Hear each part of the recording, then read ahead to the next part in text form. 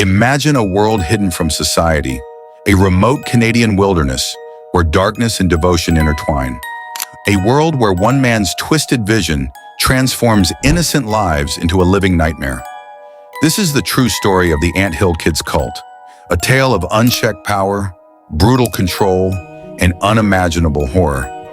Over the next few minutes, we will journey through the origins, the inner workings, and the eventual collapse of a cult that left scars on every soul it touched. Welcome to a deep dive into history's most disturbing cult case. Chapter 1. The Origins of a Nightmare. Early Life of Roch Theriault.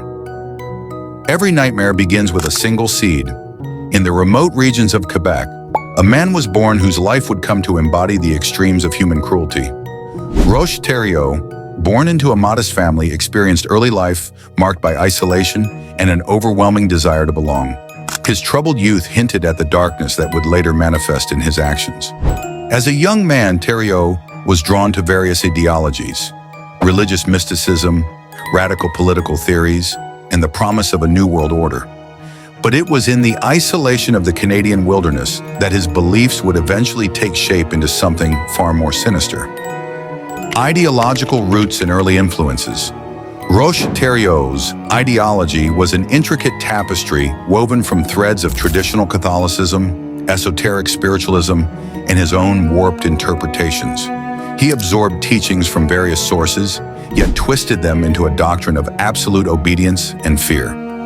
In his private journals, Theriault wrote about divine retribution and the need for a cleansing of the world. These early writings hinted at the future atrocities that would come to define his leadership. His messages were clear: salvation was reserved for those who followed him, and punishment awaited anyone who dared question his divine authority. The birth of a cult. It wasn't long before Theriault's convictions coalesced into a tangible reality. In the mid-1970s, he began attracting followers, individuals searching for meaning, belonging, or escape from their troubled lives. Many were young, disillusioned, and desperately seeking a place to call home. Under his persuasive charm, these individuals embraced his teachings. They gave up their personal belongings, their identities, and their very lives in the hope of finding salvation in his vision. Thus, the Anthill Kids cult was born, a community that promised unity, but instead paved the way for unspeakable horrors. Chapter 2. Forming the community recruitment methods and the appeal to the vulnerable. At the heart of the cult's success lay an extraordinary ability to recruit those who felt lost and isolated. Theriault knew exactly how to identify the vulnerable, those who were ready to surrender their will in search of purpose. Through personal outreach, emotional manipulation, and promises of a better tomorrow, Theriault built a community bound by fear, devotion, and an ever-growing sense of foreboding. Every new recruit was inducted into a system that blurred the lines between spiritual awakening and total submission. Daily life and structure. Inside the commune. Life inside the commune was structured, regimented, and ruthlessly controlled.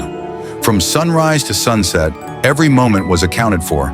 Every action, every word, every thought was monitored by Theriault's unwavering gaze. Members were assigned tasks based on Theriault's whims.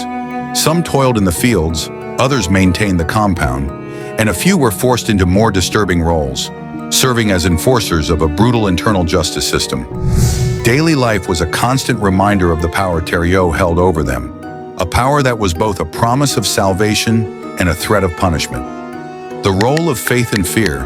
In the twisted theology of the Anthill Kids, faith and fear were two sides of the same coin. Theriault preached that salvation was within reach, but only if absolute obedience was maintained. He manipulated spiritual texts, combining traditional religious imagery with his own apocalyptic visions, to create a narrative that was both compelling and terrifying. This message resonated deeply with those who felt forsaken by society. It was a doctrine that promised renewal, but demanded total surrender. The dual forces of faith and fear interwove to bind the members to a fate they could neither escape nor fully comprehend. Chapter 3. Life under tyranny, the routine of abuse and control. As the cult grew, so too did Theriault's methods of control. What began as subtle manipulation soon escalated into overt physical and psychological abuse. The routines within the commune became a systematic method of instilling fear and asserting dominance. Punishments were unpredictable and severe. Even the slightest act of disobedience could trigger a cascade of brutal retribution. Members learned quickly that the price of questioning authority was not merely isolation, but pain, mutilation, and sometimes death. Psychological manipulation and indoctrination. Beyond physical abuse, Theriault's true weapon was psychological control. Using a combination of sleep deprivation, emotional blackmail, and relentless propaganda, he transformed independent minds into obedient instruments of his will. Every day, members were subjected to a barrage of indoctrination sessions. Their identities were slowly eroded as they internalized the cult's doctrine. Over time, the once distinct lines between right and wrong, self and other, blurred into a singular oppressive will, Theriault's will. Shocking methods of punishment and healing. Under the guise of divine healing, Theriault introduced methods that defied both logic and humanity. He claimed that physical suffering was a pathway to spiritual purity, and in his twisted logic, punishment was an act of salvation. Reports from former members reveal a litany of atrocities: forced amputations without anesthesia, branding of dissidents, and unapproved medical experiments that left victims scarred for life. What was meant to be an act of divine intervention was nothing short of a descent into barbarism. Chapter 4. The Horrors Unfold. Accounts of brutality and mutilation.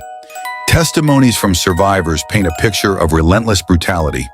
Each account is a chapter in a living horror story, a narrative of pain and suffering inflicted by a man who believed himself to be a divine arbiter. The personal accounts of the survivors reveal the unspeakable methods Theriault employed. Mutilation wasn't merely a method of punishment. It was a ritualistic act intended to break the spirit of his followers and ensure that their suffering became a permanent reminder of his absolute power. Medical experiments and inhuman practices. Perhaps the most chilling aspect of the Anthill Kids cult was the so-called healing process, a grotesque masquerade for systematic abuse.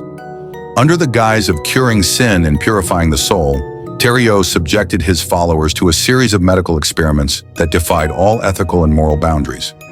Eyewitness accounts describe how members were forced to endure procedures that resembled medieval torture more than any form of medical treatment. The purported goal was to cleanse them of impurities, a task that, in practice, meant leaving a legacy of devastation. The culture of isolation and deprivation. Isolation was both a physical and psychological weapon in Theriault's arsenal. Cut off from the outside world, the Anthill Kids were left to confront a reality that was entirely controlled by one man's distorted vision. In this secluded environment, even the simplest human needs were twisted into instruments of oppression. Deprivation of both human contact and access to the outside world ensured that every aspect of life was monitored and manipulated.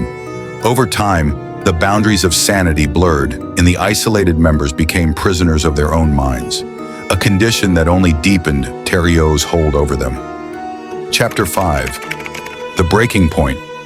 Early signs of resistance and escape attempts. Despite the omnipresent control, the human spirit is not easily extinguished. Throughout the dark years of the cult's operation, there were small sparks of resistance, quiet acts of defiance that hinted at the possibility of escape.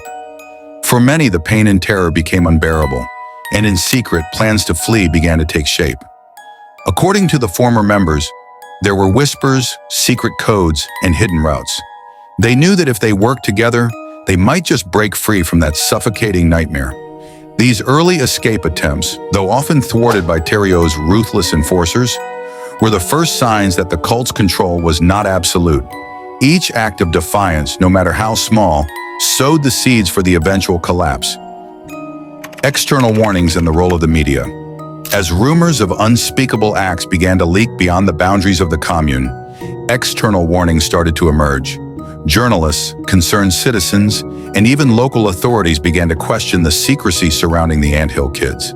For the first time, the outside world took notice of the disturbing events unfolding in isolation. These media reports were instrumental in building the case against Theriault.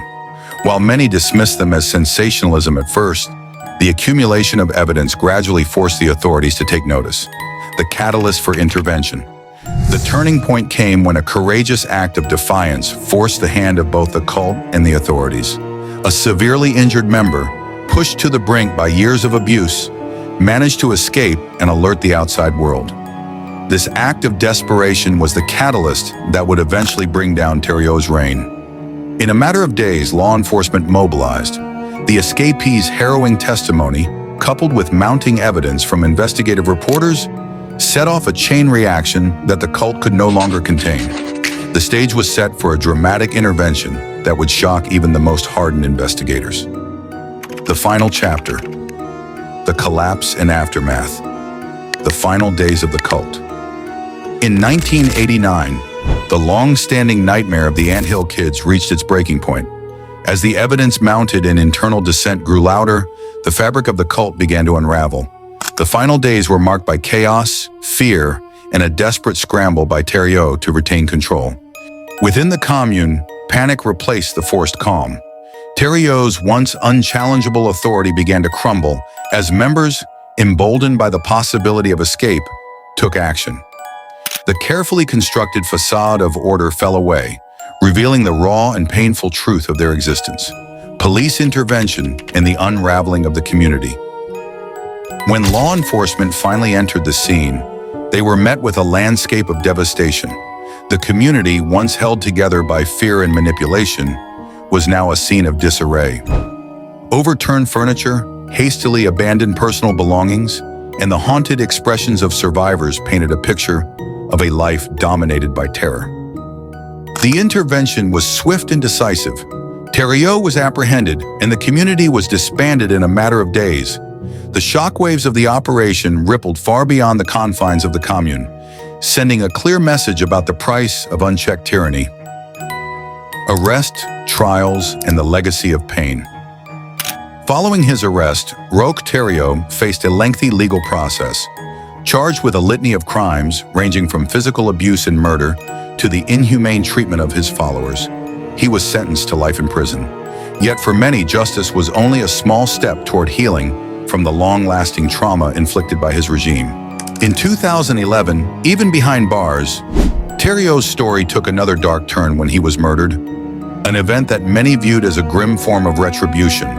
However, the legacy of pain remained, etched into the lives of survivors and a community that was left to piece together the fragments of their shattered past. Survivor testimonies and real interviews. Now we will look into some interviews given by the survivors of the anthill cult tragedy. Victim 1, Montreal Gazette, 1989. I still remember every detail: the cold, the isolation, and that constant paralyzing fear. What we endured wasn't just physical abuse, it was a complete erosion of our identity. Even now, decades later, the scars remain not just on our bodies but in our souls. Victim -2, Anonymous, CBC News, 1989. The psychological manipulation was as brutal as the physical torment. Theriault made us believe that our suffering was our path to redemption.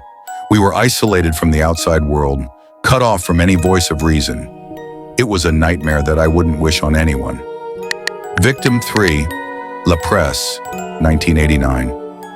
Every day felt like a battle for survival. The fear wasn't just in the physical punishments we received. It was the constant dread that our minds were being slowly broken down. Theriault's words still echo in my mind, a daily reminder of the horror we lived through. Law enforcement interview. Retired Officer Michel Dubois, 1989. In all my years on the force, I have never encountered a case as harrowing as this. The sheer level of control exerted over these young lives was unlike anything we'd seen before. It was a stark reminder of how dangerous unchecked power can be.